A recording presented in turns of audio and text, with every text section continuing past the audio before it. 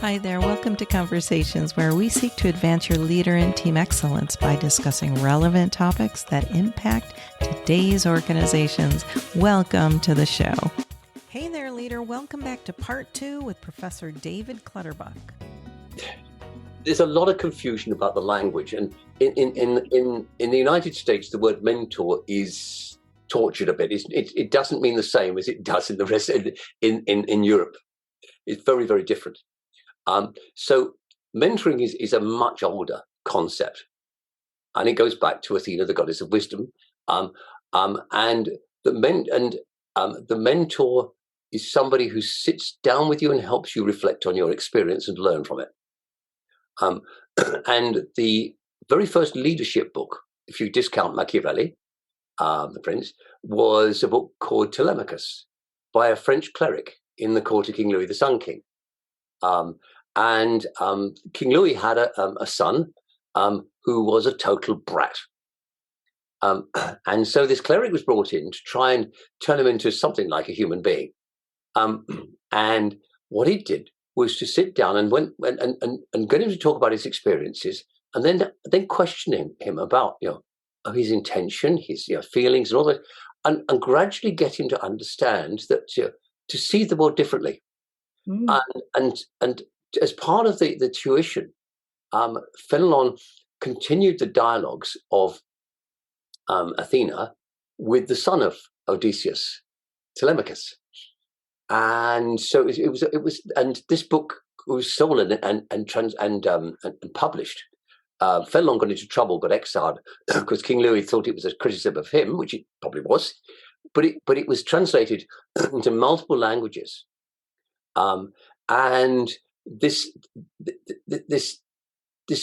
concept of the mentor being somebody who uses their wisdom to help you become wise in turn is deeply ingrained in European tradition. Now in the States, there was a lot of it got mixed up very badly with sponsorship. Sponsorship and mentoring don't actually work together. They're two completely different constructs. And if you think about it, if somebody's your sponsor, how honest are you going to be with them? Mm-hmm. You're going to want them to think good. You're going to try and say what you hope they want you to say, or think you want them. And so the two things just don't work together. So when we talk about mentor coaching, it's or coach mentors. It's a very American concept that doesn't actually fit very well with other cultures.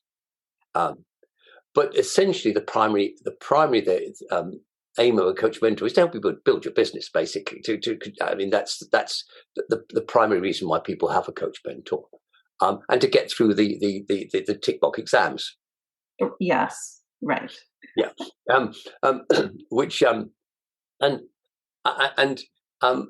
whereas in Europe, a mentor, we have professional mentors. We have many people in Europe, if they're retiring executives, want to become mentors, not coaches, because they perceive coaching as being overcrowded and a little bit down market, and they want to be valued for the use of their experience. And in our ongoing researches into coach maturity, we've interviewed 32 highly experienced coaches around the world, quite a few of them in the States, and we asked them about their journey. And what we learned was the journey was very much one of letting go of the need for a model, letting go of the need to have a smart goal. Most of the time, the client is actually wants to work out what their goal is, and then they're smart enough to sort out how they're going to get there without the coach sorting it for them. Letting go of the need to know to feel in control of the conversation, and so but also we find that the most mature coaches, pretty much every one of them, described learning how to use more and more of their self and their own experience. And it's this confusion that we get between giving advice and giving context. So if you give context with somebody, you help them with the quality of their thinking. If you give somebody advice, you do the thinking for them. Can you give an example of that? Well, yeah, if you say to them, look, the best way to get customers is to get customers as a coach is this. Go and join this group, and go and join that group. But if you give them context and say, well, look, these are some of the things that I've tried. Some of them might be interesting to you. So that's giving them some context. So you're not saying do this. Or a better example still. When I was a young journalist working for McGraw-Hill, my mentor at the time took me aside and said, David, I'm just going to give you a suggestion. Go and look at all the managers in the company, and see, and just making some observations. And I thought, yeah, okay. So a couple of days later, I got back and he said, well, what did you observe? Tell me, how did you reflect? I said, well, I have noticed that none of them have got long hair down to their shoulders, as I did, and a Speedy Gonzales moustache.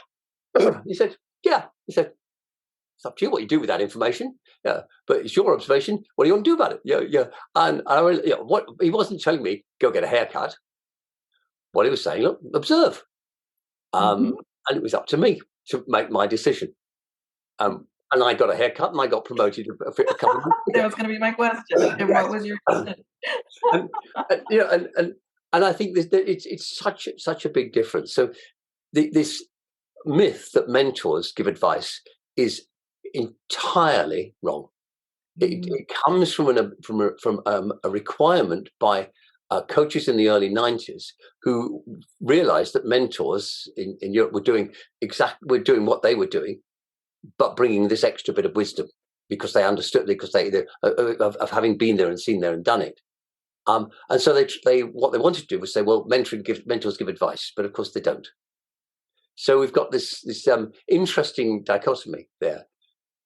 I'm bringing all that back to supervision. Supervision is radically different from being a coach mentor.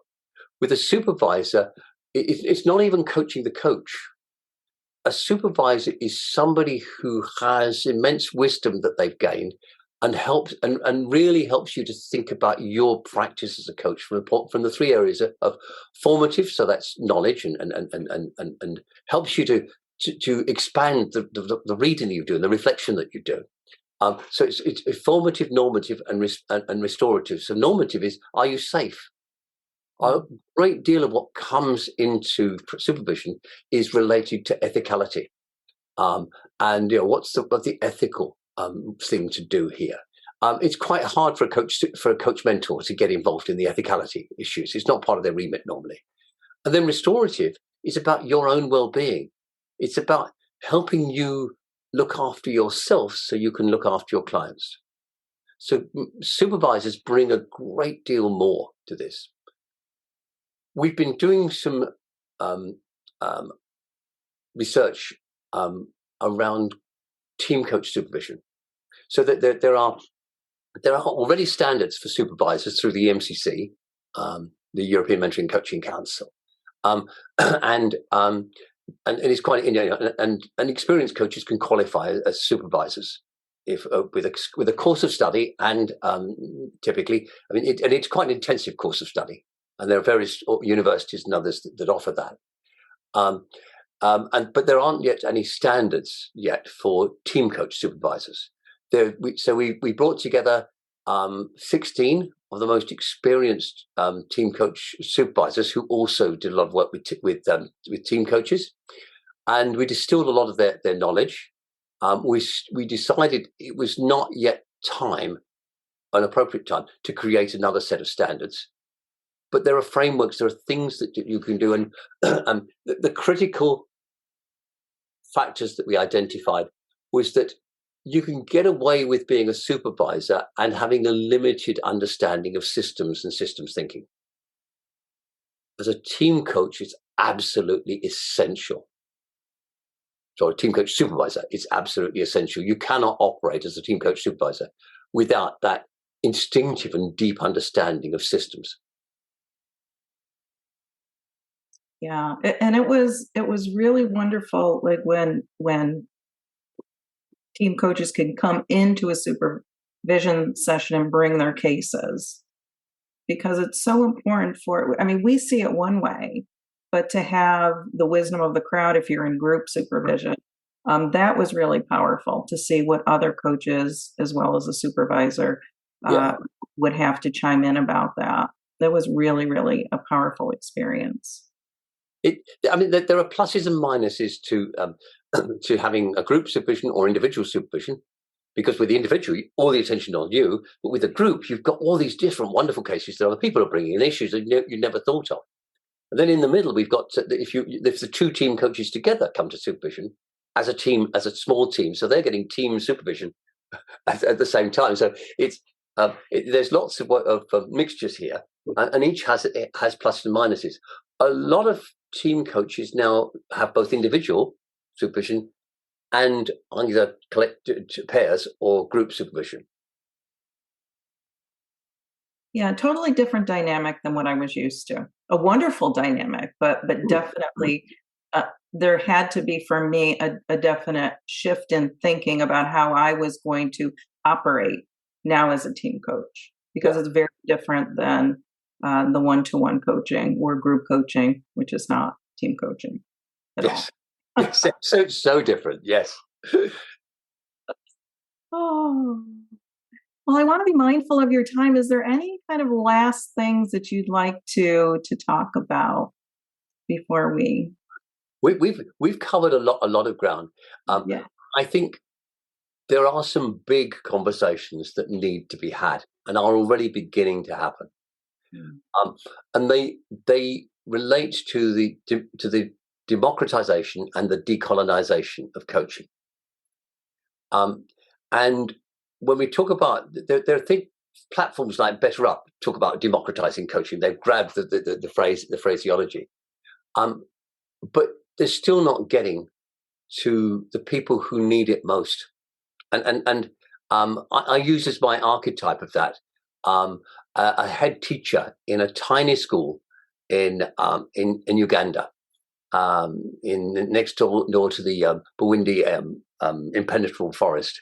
And the pygmies were forced out of the jungle and to protect the gorillas, and now live in the village. And the kids sleep 6 to a bunk bed, or two bunk beds, so 3 on top, 3 below, in the dormitories there. If they can't, it's too far to walk home.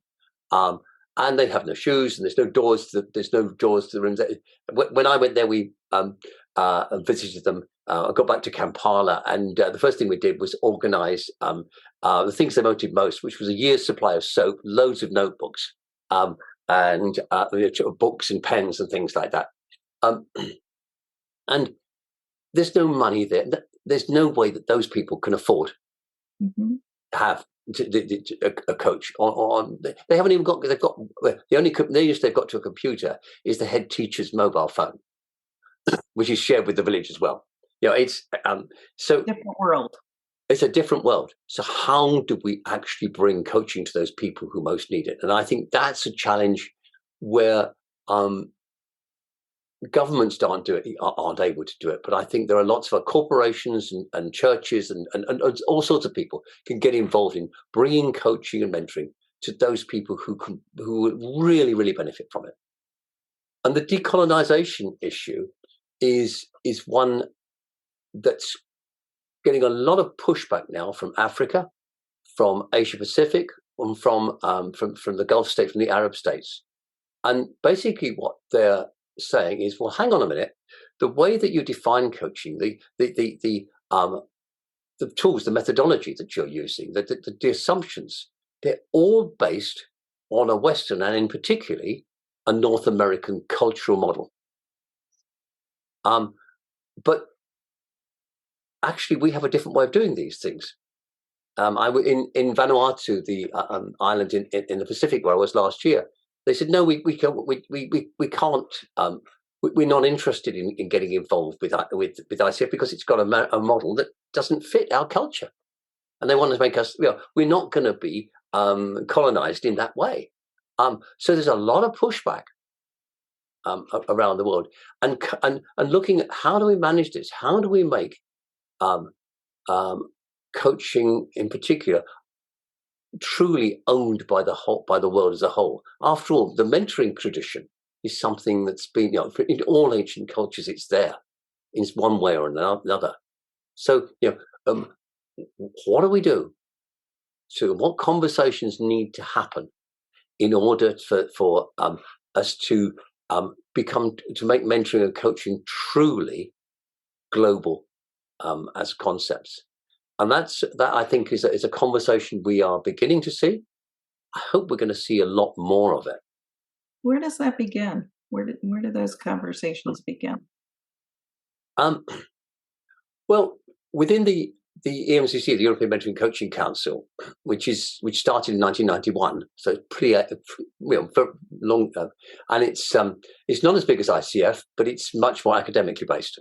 So it comes out of a university background.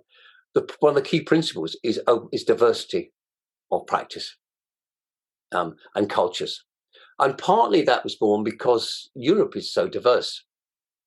Yes. And so, in order to be European, you had to, the way that Italians would do things is not the way that Scandinavians would do things. So that diversity. So those conversations are already happening, but EMCC have been primarily confined to Europe until the last 6 or 7 years. And now suddenly it's appearing around the rest of the world, and it's finding it very easy to have those conversations with the people in Vanuatu or Japan or wherever. So I think that it's happening there, but there is something called the Global Council for Coaching and Mentoring, which ICF, EMCC, AC, Commensa, and a variety of other organizations. I think there's about 8 different signatories now, or participants, trying to bring coaching together. And starting at that global professional, the global meeting of the professional bodies, I think is one of the places to start. But at the same time, I think we need to start right at the bottom. We need to give greater voice to coaching philosophies and approaches from other cultures. And we're doing that to a certain extent by encouraging them to research and writing. Who writes all the articles about coaching mentoring? People like me or you. So let's have different voices. There's a wonderful South African coach called Dumi Magdalela, and he writes about Ubuntu coaching. Mm-hmm. That's a classic example of how we can actually start to discover and exploit the richness of these resources. That's amazing, and that takes really stretching our thinking. Again, looking at the world in a different way. We have to get out of just where we are as an individual or as a nation, and really start to look into what are the needs of others. And stop focus on us and really focusing on other people. Well, it's a wonderful. I think it's one of the lovely American, really great American academics. I was reading one of his books, and there was a quote in it that said, that he was quoting some executive from the States. And he was saying, if you can't look back at yourself for 12 months ago and think how stupid I was, then you haven't learned anything in between. So and I think it's such a beautiful quote. And I think I like to ask coaches. What assumption have you questioned in yourself this month? Yeah. And if you haven't questioned an assumption and a significant assumption in yourself this month, what are you going to do about that? You're going to find something to get somebody to question you. And if all your clients are like you, that says something. Mm-hmm. That's true. That is true. Wow. That's something to think about. And why are the clients choosing you? Yeah. Wow. Oh my goodness. This went by very quickly, David. I appreciate you. You are just just full of wisdom. And I love your thinking. I love how you are thinking beyond yourself. And that, I think, like I said, that's something that we as coaches need to do, is really think beyond where we are, what we're doing, how we're doing it, how we are becoming, not staying stagnant in our thinking, and really moving forward. So thank you so much for sharing today. I appreciate you. Well, it's been a pleasure. And last year I was 75, and for my 75th birthday, I did a project which I've been thinking about. I really don't like the ego thing. So people were suggesting I did an autobiography. Just no way. That's just not something that I could in any way stomach. Horrible thought. But what did really take my interest was looking back in all the fields that I've researched and written and about, from communications through leadership, through coaching, through mentoring, and so forth, and look at how they developed in the 45 years that I've been working deeply in those areas, and more, and the learning that I had taken and how stupid I was. And